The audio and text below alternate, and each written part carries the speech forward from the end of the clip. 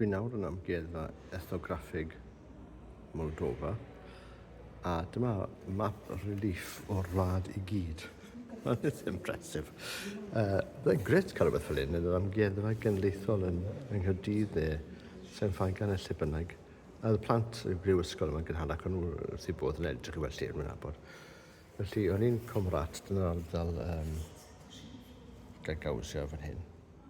A mae Chișinău wedi'r darn o'r poblog fyna byddwch chi'n meddwl. A mae Teras Pol, a ddech chi gweld yr afon Nistra, dyma Trans-Nistra fyna. A deithio sy'n draw o Teras Pol I Dwbasari. Mae'n ei croesi nôl i'r ffin, a wedyn mynd I Baltsi, felly y dref fyna. Mae'r ceia yn mae'r detail yn wych. A mae hynny, chi'n gweld siap rad o bob dim. Mae'r ceia yn Moldofa mor o fawr, falle bod actually I scale, dwi'n gwybod. Ond, mae'n sy'n gret, mae'n sy'n rhywbeth bach gret. Mae'n fod goliadau. Fel un, dwi'n meddwl bod chi'n gallu fel pwyso botwm a gweld ffrewn I ddim.